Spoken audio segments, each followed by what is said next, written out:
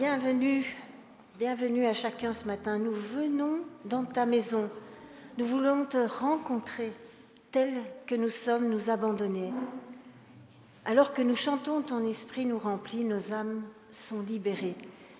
Viens, Seigneur, ce matin, pendant ce culte, souffle sur nous, comme un feu, comme le vent. Nous désirons te voir, nous désirons t'entendre. Près de nous, tu es là. Alors, ce sont les magnifiques paroles de notre prochain chant pour démarrer ce culte ensemble. Oui, tel que nous sommes, quel que soit notre cheminement, nos doutes, nos peurs, nos questions, nos déserts, venons dans sa maison. Dieu nous accueille.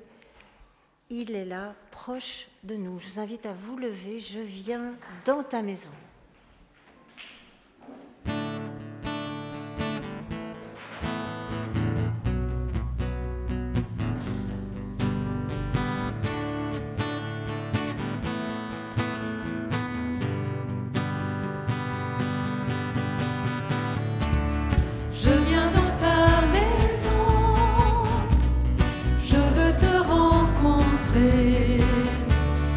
Tel que je suis, m'abandonner.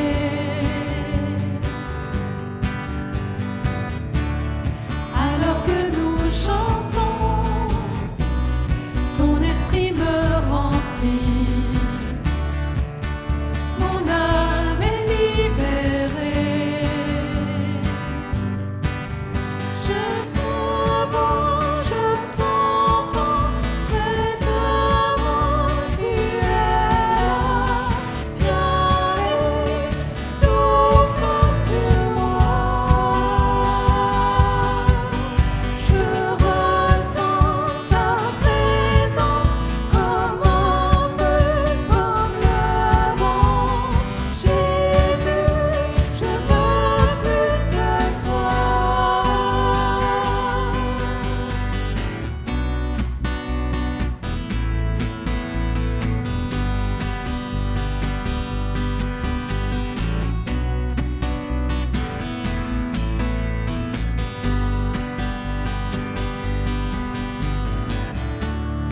Je viens dans ta maison,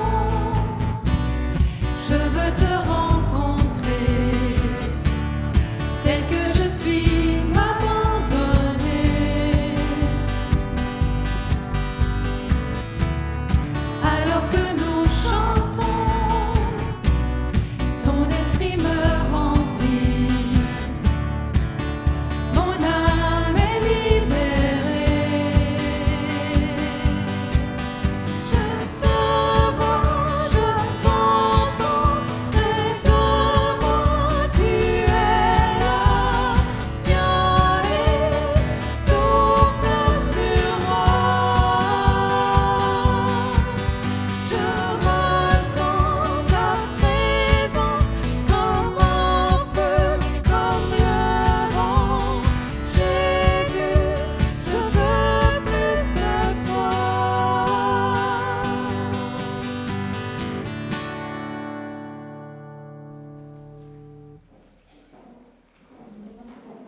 Alors ce matin, j'ai une petite question pour petits et grands. Connaissez-vous le mot qui rime avec juin, chez nous surtout, en Belgique? Qui rime avec juin? Examen. J'ai entendu ça à la radio, juin rime avec examen, en Belgique particulièrement. Et alors, en effet, pour les plus jeunes et les enfants, il y a des tests pour les ados, les jeunes, des examens. Et ce matin, je vais en remettre une petite couche. On va faire un peu de grammaire. Ne vous inquiétez pas, c'est juste, je vais vous parler d'une curiosité grammaticale. Savez-vous qu'en hébreu, il n'y a pas de verbe avoir. Il est d'emblée éclipsé par le verbe être. Et on pourrait l'expliquer comme ceci, et je cite Francine Carillot. Avoir, c'est un verbe de convoitise, de solitude, de repli sur soi. Être est un verbe de générosité, d'alliance, de reliance à plus grand que soi, un verbe qui fait mourir la mort et qui vainc la tristesse. Alors cette curiosité grammaticale, quand je l'ai lue, m'a interpellée. Et oui, nous avons un Dieu qui nous enseigne à être et non pas à avoir. Il nous enseigne le métier d'être. Et peut-être que à cet auxiliaire être, on pourrait rajouter quelques petites prépositions. Encore de la grammaire. Être là, vivre le quotidien, chaque journée être présent aux autres, à soi et rechercher constamment sa présence à lui. Être avec, non pas isolement comme on a lu, mais partage avec les autres, avec cette promesse que lui-même nous donne, qu'il est avec nous tous les jours. Être pour, être au service serviteur des uns et des autres comme lui-même a été serviteur pour nous. On a un fameux exemple devant nous. Et je crois que c'est l'invitation de ce matin que j'avais envie de vous laisser. Choisissons plutôt à être qu'à avoir. Et choisissons chaque matin la générosité, l'attention, la compassion, la relation. Quelques versets dans Éphésiens 5. Puisque vous êtes des enfants que Dieu aime, efforcez-vous d'être comme lui. Que votre façon de vivre soit inspirée par l'amour. Vous étiez autrefois dans l'obscurité, mais maintenant vous êtes dans la lumière. Et la lumière a pour fruit toutes sortes de bonté, de droiture, de vérité. Puisque vous êtes les enfants que Dieu aime, efforcez-vous d'être comme lui. Je vous invite à un moment de louange, parce que comment ne pas te louer, Seigneur, sachant que tu nous aimes tels que nous sommes. Et donc on chantera le premier chant avec les enfants, et c'est un chant que les enfants nous avaient appris, donc on va le chanter tous ensemble. Et puis Laurent priera, et après la prière, on entamera le deuxième chant, et les enfants pourront aller à leur club un peu particulier de ce matin. Ok ? Donc je vous invite à vous lever. Comment ne pas te louer ? Et les enfants, on vous écoute, hein ?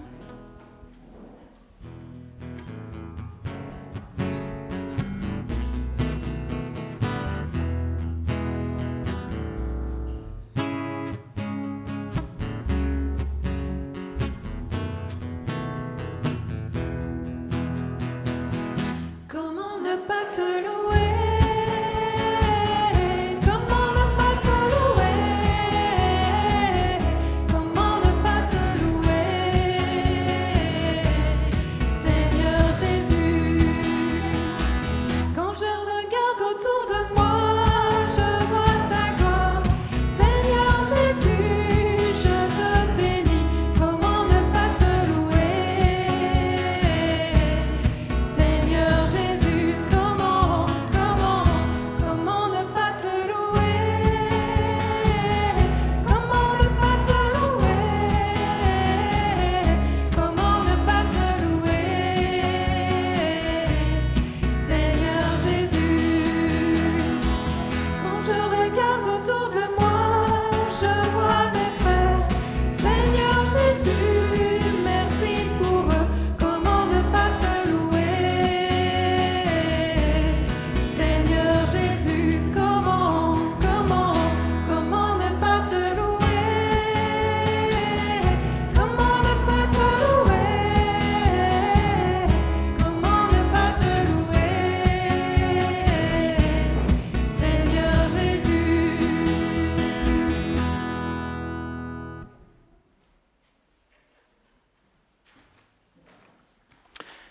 Seigneur notre Dieu, merci de nous avoir convoqués ce matin, merci de nous avoir guidés jusqu'ici et pour ce temps que nous passons ensemble. Donne-nous un esprit de louange ce matin, permets que nous puissions sentir ta présence ce matin parmi nous et guide-nous dans ta parole aussi. Te prions pour les enfants qui sont parmi nous, qu'ils puissent être édifiés par ce que vont leur apporter leurs accompagnants ce matin. Nous te les remettons, Seigneur, nous remettons à ta bienveillance. Te remettons aussi chacune et chacun qui n'est pas là ce matin pour des raisons diverses. Veuille les bénir, veuille être avec eux. Nous te prions ensemble dans le nom de Jésus. Amen.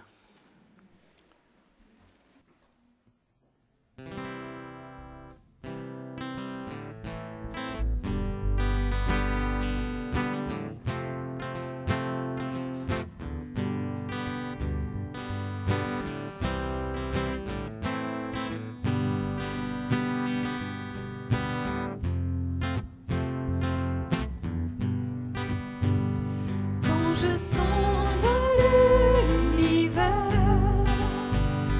les astres que tu as créés, les océans, les mers, tout me révèle ta majesté.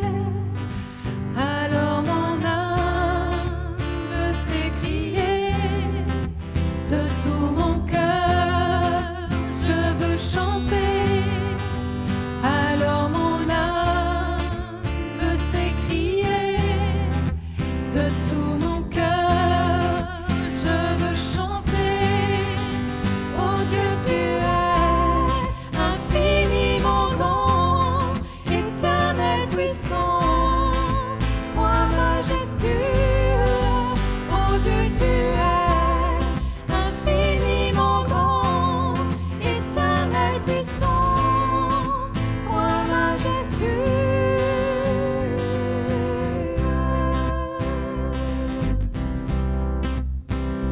Quand je songe que tu m'as fait, que tu t'es révélé à moi,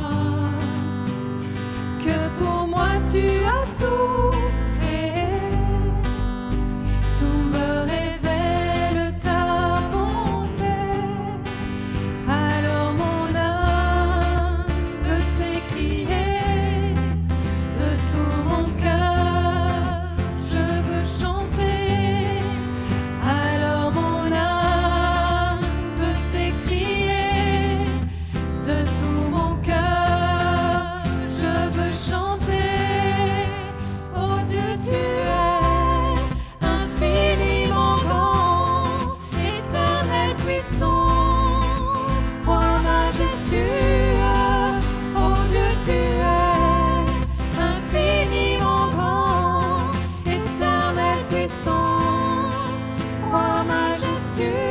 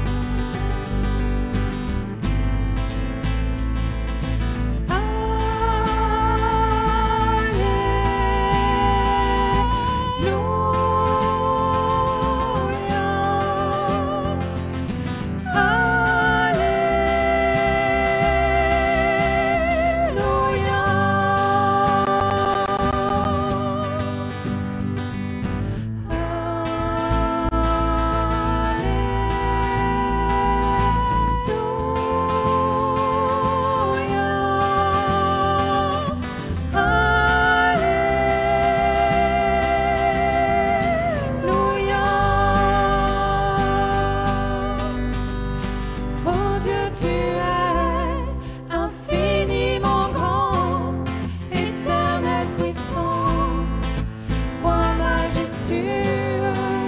Oh Dieu, tu es infiniment grand, éternel puissant, roi majestueux.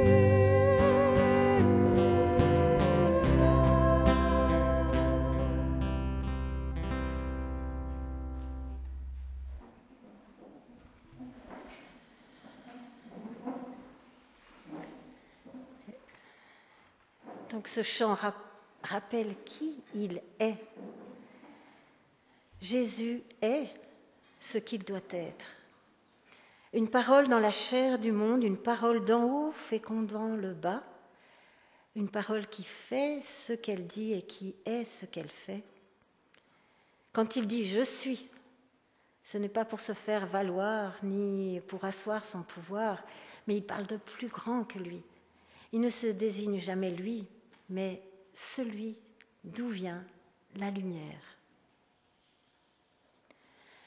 Une parole qui fait ce qu'elle dit, cette phrase m'interpelle spécialement parce que dans les moments de défaillance ou de doute, c'est une affirmation qui est tellement importante. Si je défaille, lui ne vacille pas. Il saisit ma main, m'empêche de trébucher ou de me noyer. Et c'est ce que nous voyons à travers l'histoire de Jonas depuis quelques semaines. Alors, avant de passer la parole à Lydia, je vais vous inviter à prier puis à chanter un chant que j'aime particulièrement, qui nous dit que c'est une demande à Dieu de ranimer notre foi, de vraiment nous ranimer le feu qu'il a mis en nous. Mais surtout cette petite phrase qui dit « manifeste ta présence ». Une demande qu'il ne faut pas hésiter à lancer à Dieu. On est parfois encombré par tellement de choses, on a l'impression d'être dans le trouble et de ne pas voir d'horizon. Lançons cette phrase « manifeste ta présence » et il se manifeste, parfois d'une manière inattendue, mais il se manifeste. Il nous répond quand on l'appelle. Prions. Oui Seigneur, merci d'être là, présent au milieu de nous et en nous. Merci parce que tu t'es révélé un jour à moi, à nous. Tu es infiniment grand, puissant et plein de bonté. Mais pardon Seigneur, parce qu'on l'oublie bien souvent. Viens au secours de ma foi, de notre foi, parfois bien trop petite. Viens ranimer le feu en nous et manifeste-toi Seigneur. Oui, nous avons besoin de toi. Viens nous éclairer. Et Seigneur, je te prie pour Lydia maintenant qui va nous apporter le message de ta part après le chant qui va monter vers toi. Amen. Je vous invite à vous lever si vous le voulez pour ce chant. Seigneur, viens ranimer.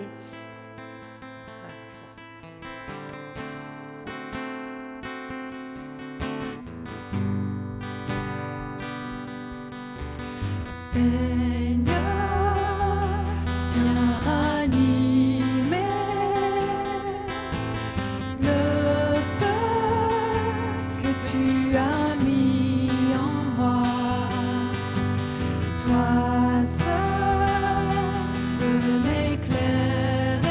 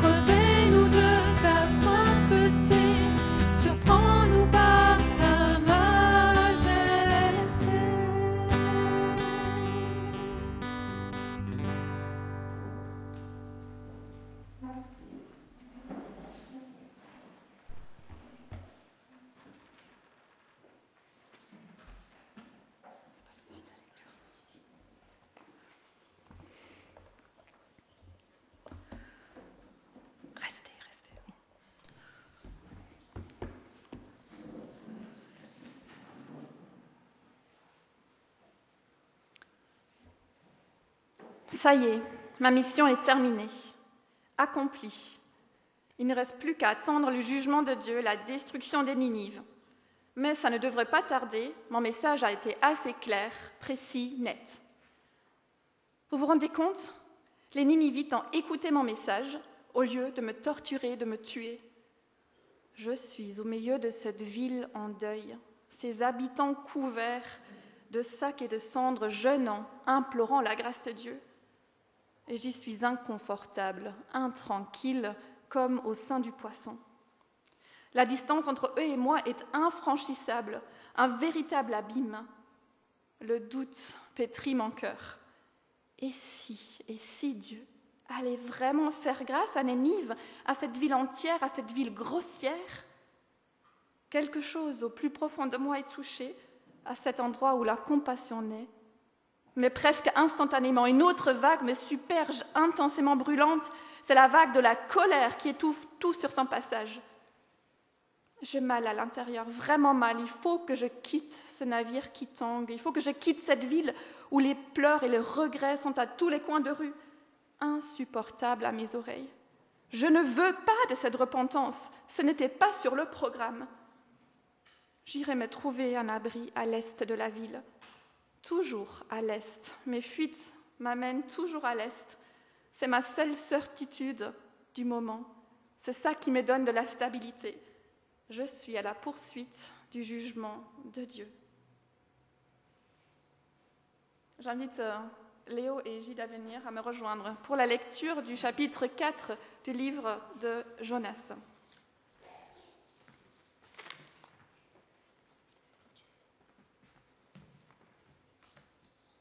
Merci.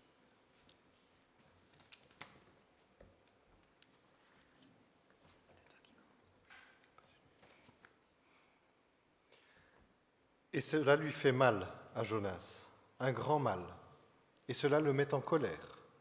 Il se met à prier vers le Seigneur. Il dit : De grâce, Seigneur, voici ma parole quand j'étais encore sur ma terre. C'est pour cela que j'avais pris la direction de l'Est pour fuir à Tarsis. Car je savais, tu es un Dieu généreux, soucieux de faire de la place à un autre que toi, le souffle patient qui comprend les écarts et revient sur sa décision de faire le mal.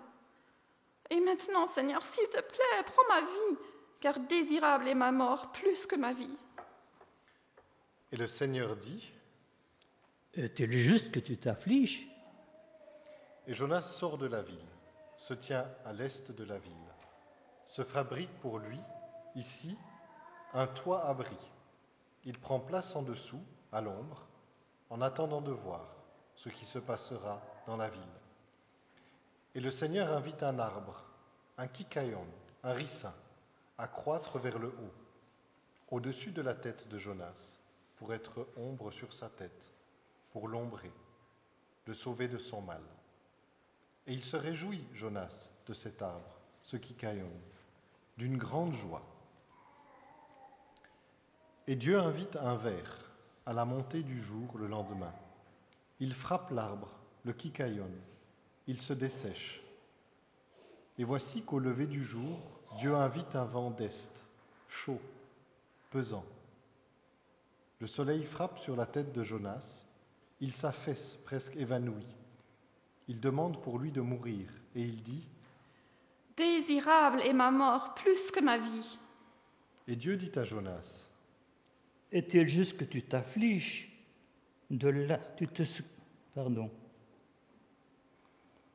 à propos de l'arbre, de kikaïon. Et il dit : Oui, il est juste que je m'afflige jusqu'à la mort. Et le Seigneur dit : Tu te soucies de l'arbre, du kikaïon, pour lequel tu n'as fait aucun effort, et que tu n'as pas fait grandir, qui fut en une nuit et en une nuit disparu.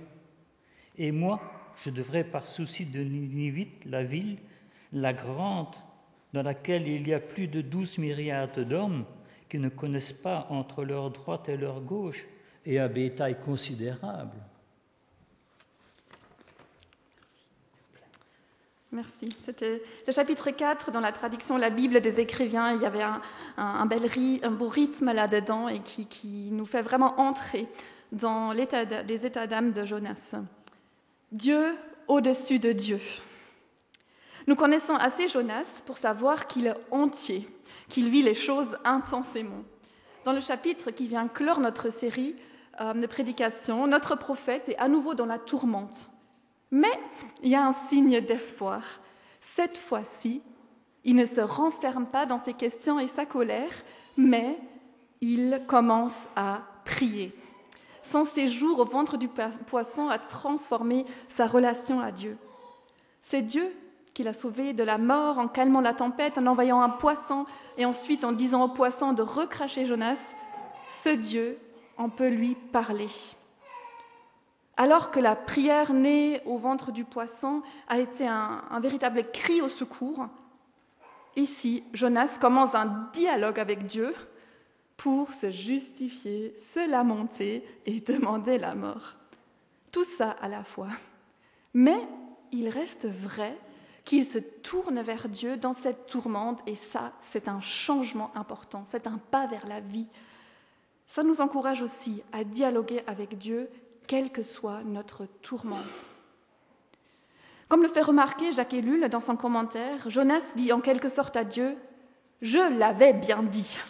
Une phrase que personne n'aime entendre, mais qui nous arrive quand même de temps en temps à prononcer.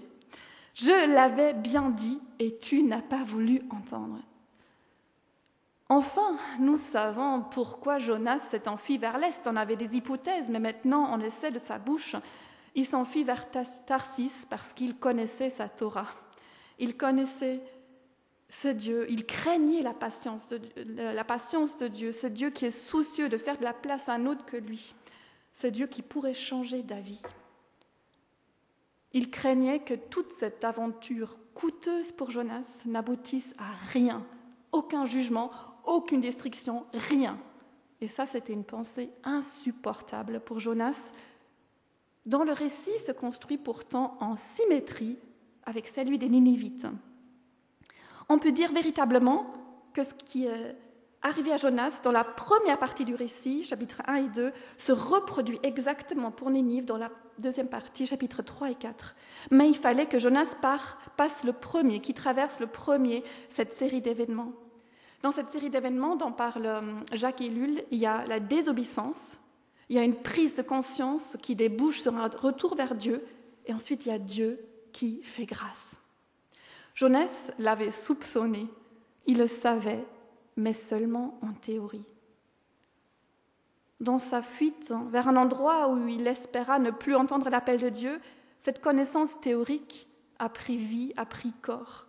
Dieu a été plein de grâce pour lui. Mais pour notre prophète, il est inacceptable que la compassion divine touche les autres, que cette grâce soit aussi une grâce pour les autres et pire pour ses ennemis.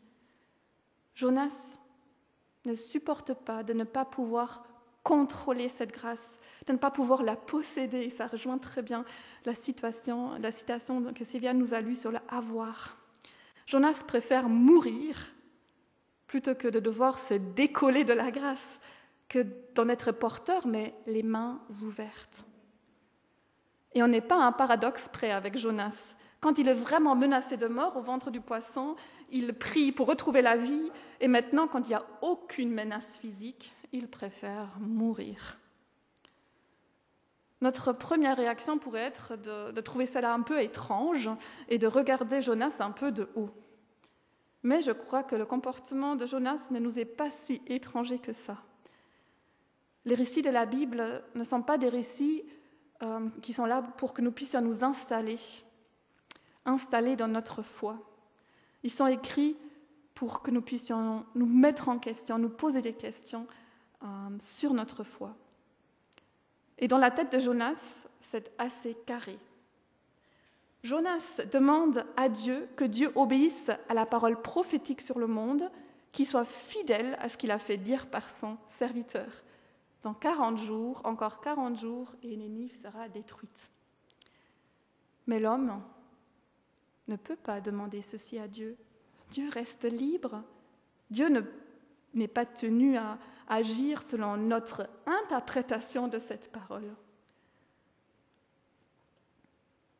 adapter l'image que nous avons de Dieu à qui il est vraiment et parfois tellement dérangeant, déstabilisant, que nous préférons comme mourir, que nous préférons nous enfermer dans une attitude de mort au lieu d'oser un nouveau pas sur le chemin de la vie. Cela vous est déjà arrivé, mais peut-être que quand tout d'un coup nous nous rendons compte que tel ou tel aspect de notre image de Dieu ne correspond pas à qui il est réellement, nous pouvons avoir l'impression que tout s'effondre, tout ce en quoi on a cru, que notre vie s'effondre. Et personne de nous a une image de Dieu complètement accordée à qui Dieu est. Et quand nous constatons la distance entre notre image de Dieu et Dieu, comment il est vraiment, nous avons deux options devant nous. Soit nous réagissons comme Jonas, nous nous accrochons à notre image à coups d'arguments théologiques et de versets bibliques, parce que c'est ça que fait Jonas. Il renvoie vers Exode 34, Dieu est un Dieu généreux qui est compatissant. Nous pouvons appeler au secours tout un système théologique pour nous convaincre que notre image est la bonne, peut-être même la seule bonne, la meilleure. Nous nous enfermons de plus en plus dans une manière de voir les choses, nous rendant sourds à toutes les autres voix.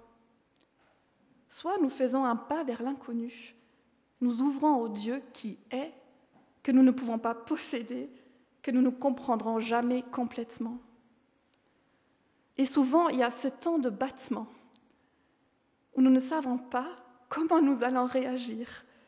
Allons-nous nous figer avec cette image que nous avons, et cette image que nous avons de Dieu va se figer en nous, ou allons-nous permettre une petite ouverture où nous pouvons changer notre image et l'adapter à qui Dieu est. Et le théologien Paul Tillich appelle ce Dieu qui est le Dieu au-dessus de tout, le Dieu qui est au-dessus du Dieu que moi je m'imagine, un Dieu que nous ne pouvons pas maîtriser ni contrôler, un Dieu si différent mais qui se fait proche. Pour amener Jonas un pas plus loin, Dieu lui pose une double question. C'est notre deuxième point, une double question.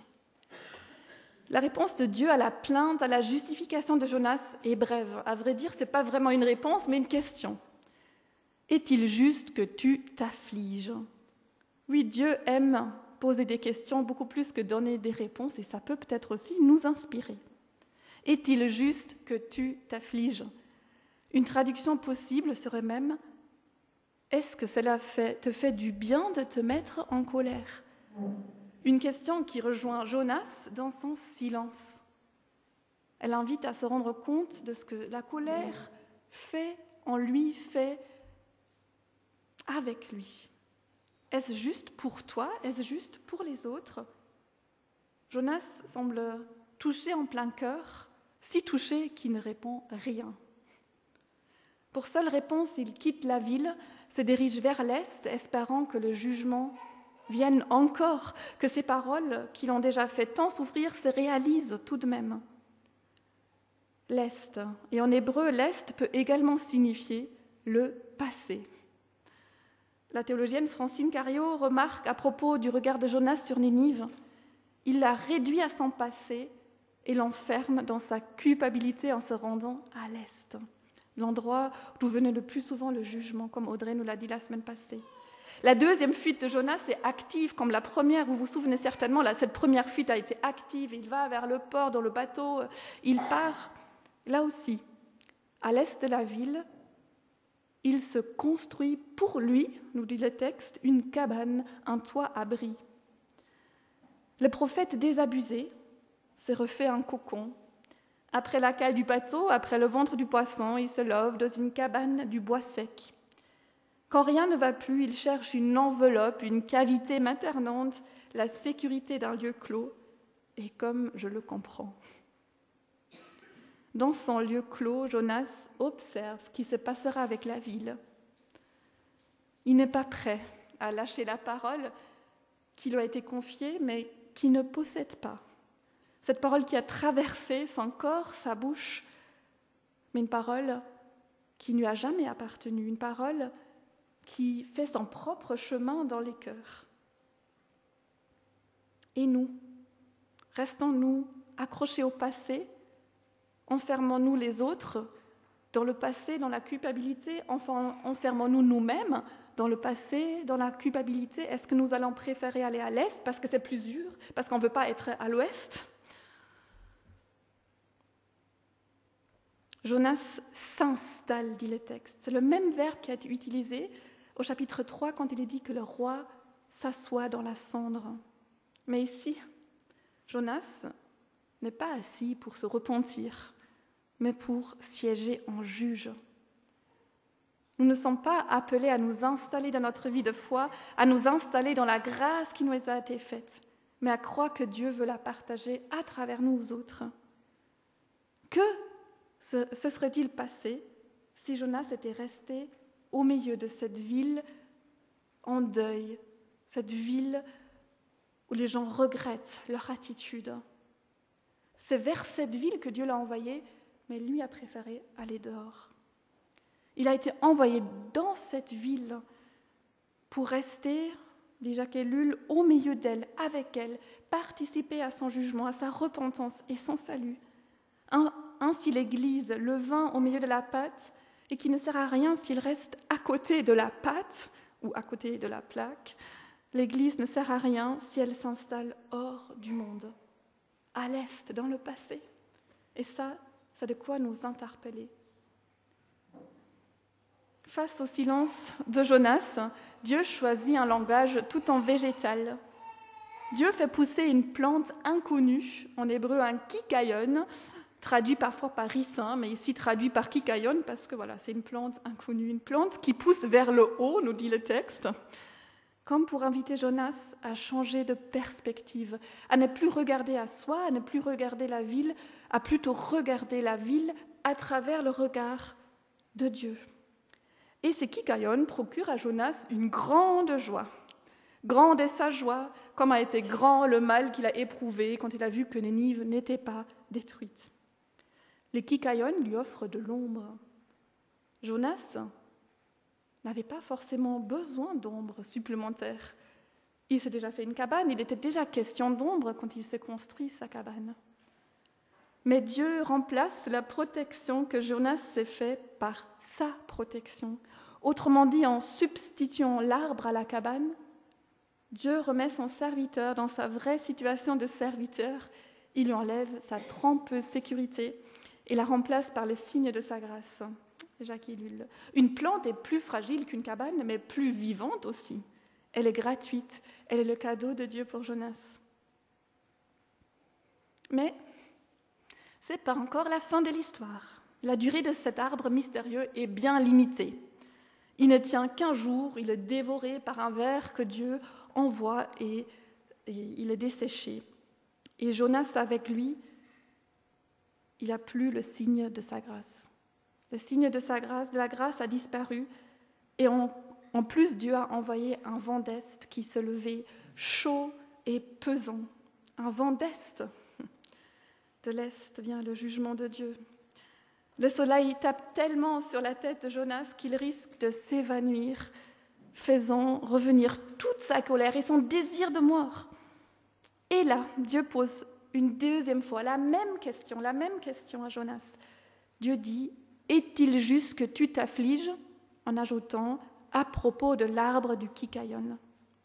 La répétition de la question est vraiment un indice pour nous, lecteurs, lectrices, pour dire « Attention, ralentissez votre lecture ».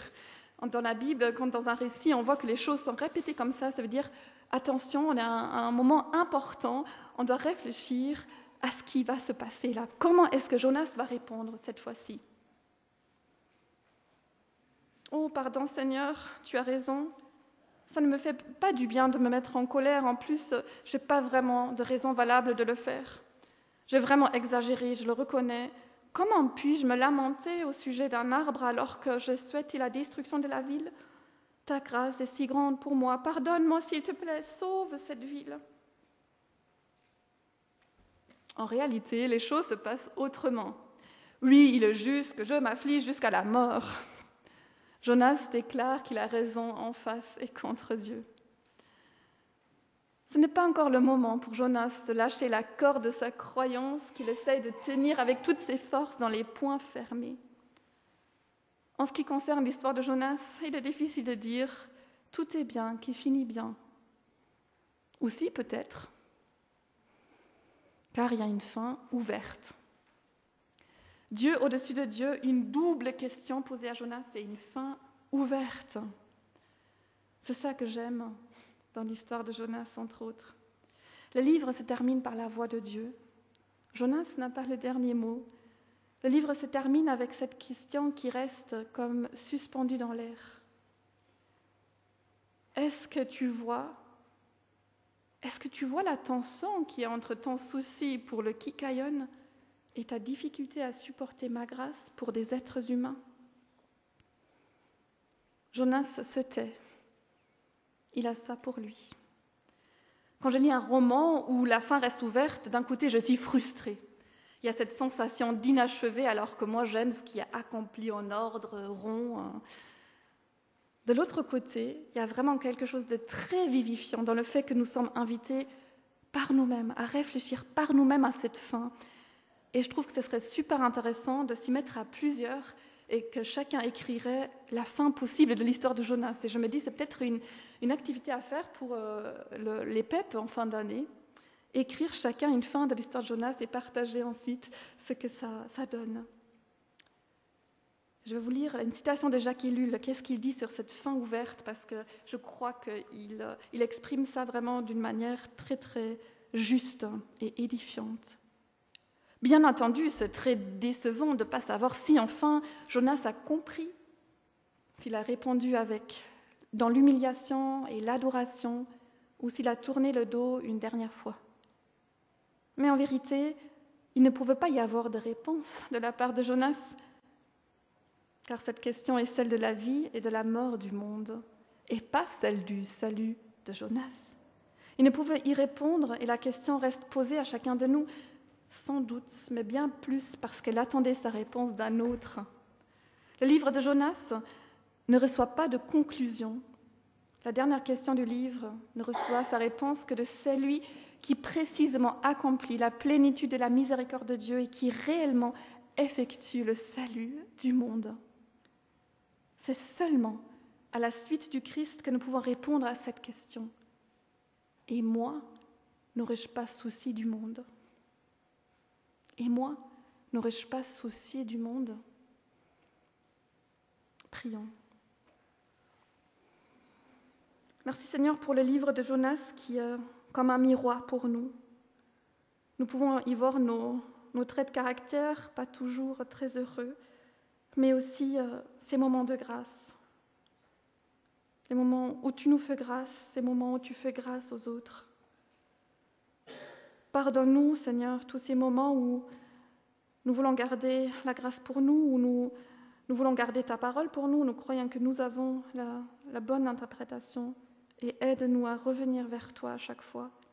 Aide-nous à être le levain dans la pâte, à ne pas nous installer à côté, à l'extérieur de la ville, à l'extérieur de la société, que nous puissions vraiment promouvoir le bien, le juste, là où nous sommes, et cela à cause de ton nom. Amen. Ce semestre, nous sommes plongés dans l'Ancien Testament, dans le livre de Ruth et dans celui de Jonas, vraiment deux chefs-d'œuvre littéraires et théologiques. Les histoires de cette femme, de cet homme dont nous nous sommes pris d'affection, sont très différentes, mais se rejoignent subtilement dans le message qu'ils communiquent. Ces deux livres nous racontent le désir de Dieu de faire grâce à tous les peuples de la terre, à tout un chacun. Le livre de Ruth, vous vous souvenez, ça nous parle d'une étrangère qui s'attache au Dieu d'Israël, qui agit avec audace et fidélité, qui va même intégrer la lignée du Messie. Le livre de Jonas, quant à lui, nous présente des étrangers moins sympathiques, mais qui se détournent du mal et qui répondent au message de Dieu par la repentance. Dans le premier livre, Dieu a agi beaucoup dans les coulisses, à travers la bonté des personnages. Dans le deuxième livre, le livre de Jonas, on a vu la souveraineté de Dieu qui est vraiment soulignée, sa souveraineté sur la nature, sur les êtres humains. Mais c'est le même Dieu qui agit de 1001 manières. Et c'est là que nous allons poursuivre à la rentrée avec une autre série de prédications qu'on a intitulée « Témoins à cause de son nom ». Comment la présence, la bonté de Dieu ont été vécues à travers l'histoire dans la vie de 6 hommes et femmes que nous choisirons. Et nous parlerons de leur vie, de leurs pensées, leur attachement à Christ et comment ça peut nous inspirer aujourd'hui. Témoins à cause de son nom, voir ce Dieu agir de mille et une manières. Et moi, n'aurais-je pas souci du monde ?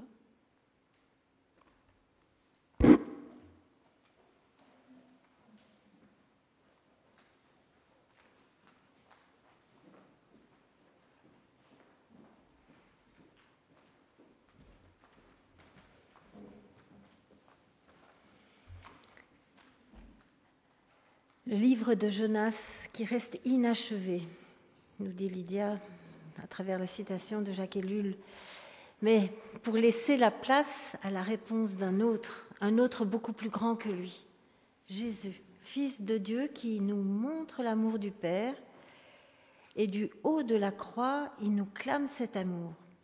Il nous ouvre à la grâce en disant « Tout est achevé, tout est accompli ».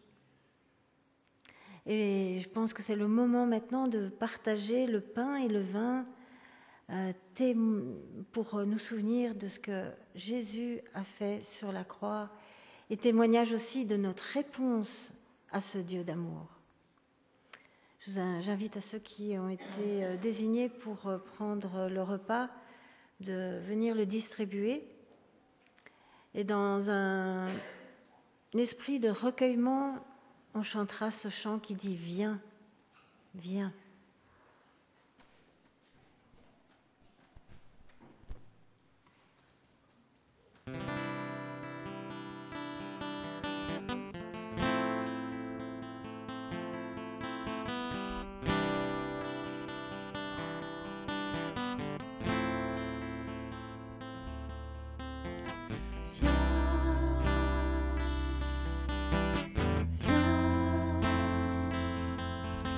Puisqu'il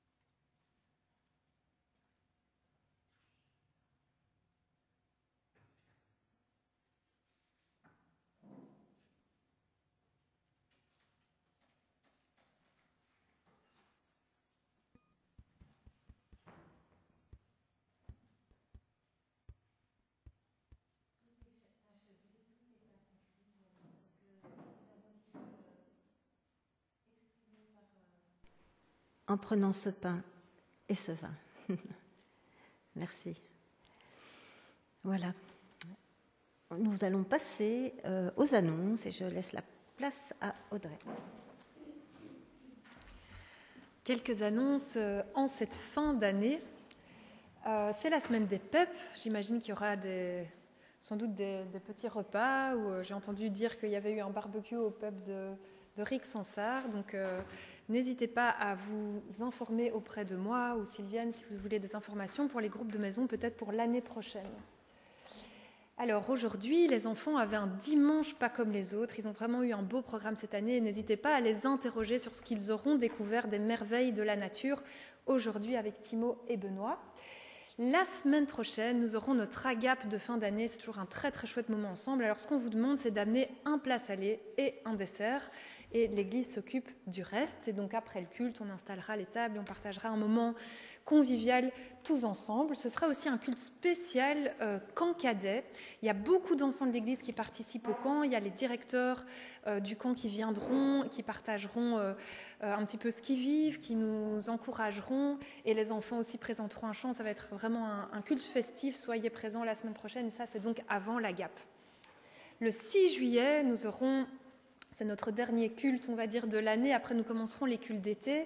On va avoir aussi un culte festif autour de la présentation des enfants de Léo et Lydia, donc Jonas et Abigail. Donc, ce sera vraiment un moment pour prier pour eux, pour les entourer dans leur mission de parents et aussi d'entourer les enfants. Alors, une nouvelle... un petit peu plus difficile pour notre communauté. Alors tout le monde ne la connaît pas parce qu'elle ne pouvait plus se déplacer depuis vraiment maintenant, je dirais, plusieurs années. Mais Suzy nous a quittés cette semaine.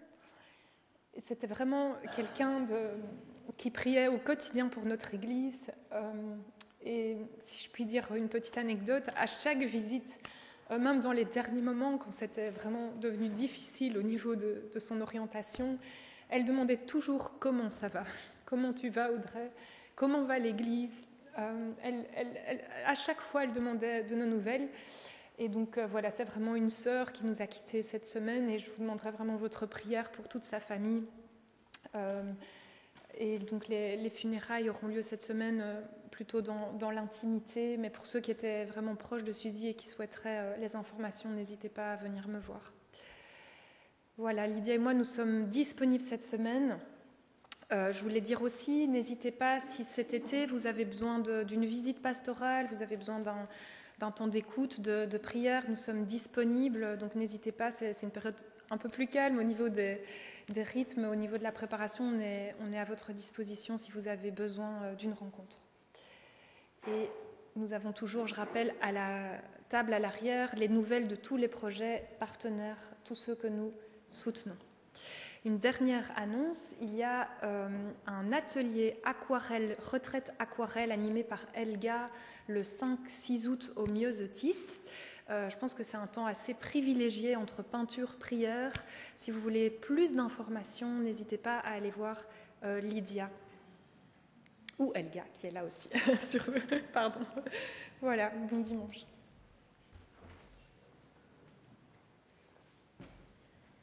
Voilà, nous allons terminer ce culte par ce chant qui nous dit « Bénis Dieu, ô mon âme ». Et pendant ce chant, nous passerons avec les paniers pour les offrandes, pour tout la vie de l'Église et les associations que nous soutenons. Bénis Dieu, ô mon âme. Levez-vous pour ce chant et place à la musique.